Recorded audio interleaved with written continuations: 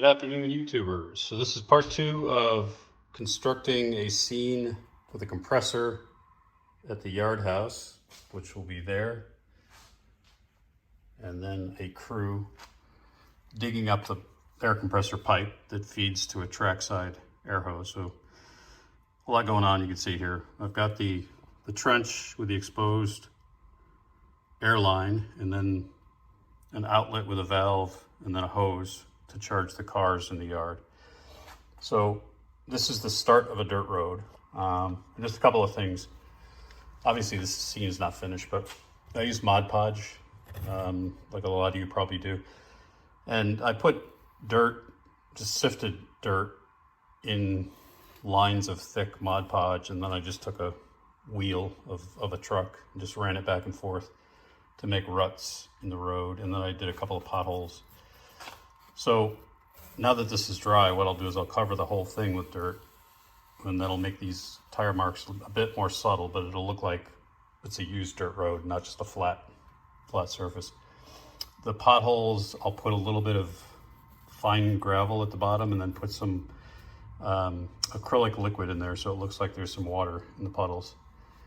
And then I'll put a pile of dirt here so that it looks like it's being dug, and I've got crew figures. There's the guy that's doing all the work. Yeah, you get the idea. And then the crew truck will ultimately be here. Oop, let's kill the guy. And I'll have some cones around it.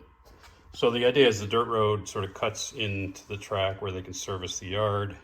It goes off into where you can't see it, and then it pulls back in here by the fueling pad. And I've done the same with the Mod Podge. And then I'll add dirt and then carry some of that dirt out into the road. Right now it's just paint. So that's the whole scene. Again, as I showed in part 1, there'll be an air compressor here that feeds a line underground to a trackside air brake filling valve, which you sometimes see along train yards. For the hose here, I get a lot of questions about hoses. To find the right diameter, I was going to use a thread, but like a thick marine nylon thread, but it was too thin, I thought. So this is actually a piece of copper wire, which is a bit of a pain to work with because you have to work it to get it to lay flat. And then I painted it with a flat tester's paint. I'll probably paint some dull coat over it as well. But I super glued it down so it's not moving around. And then this is just a piece of galvanized wire, and I super glued a little piece of plastic on top to make it look like a valve, shut-off valve. So once I get these roads actually finished and I get the compressor in place, I will show that to you. I'll show you what the compressor looks like over here at the workbench. It's not finished, and it's hard to kind of see the details. But I put pipes from the compressor head down into the tank, and then from the tank down into the ground with a little pressure valve on it. And then I've got some rust and weathering on the top. But I've got to work on the tank. The tank's too glossy, obviously. I'll sand it, dull coat it, and put a rust wash. And then that'll be placed over by the yard office. So let's look at that. I'm gonna get off camera, finish up the road, and I'll show you how it came out. And here is the finished scene.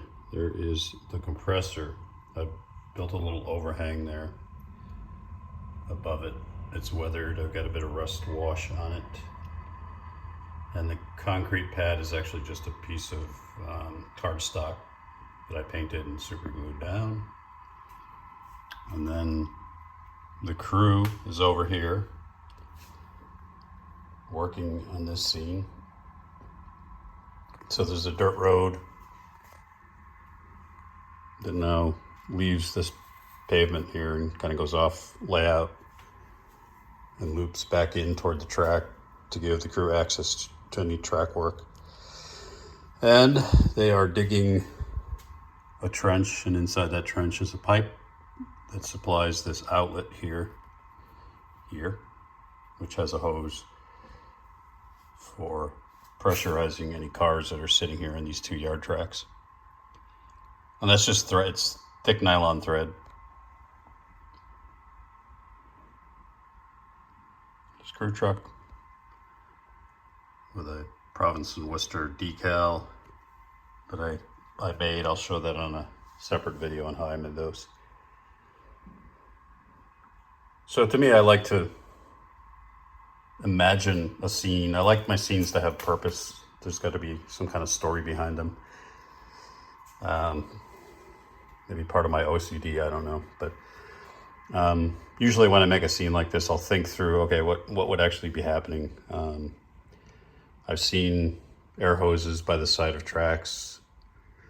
So I'd like to have an air compressor feeding that hose, and then that gives me an excuse to have a crew working on something. So why not dig up the pipe that's feeding that air hose? Maybe there's a leak in the pipe and they had to replace that section. So it always helps to envision kind of what the scene is and what different elements would be involved before you start to build it, rather than just put random details on the layout without having a backstory. It makes it more enjoyable to me. So I hope that was interesting and helpful. If you have any comments, please feel free to leave them. And as always, I hope you like and subscribe. Thank you.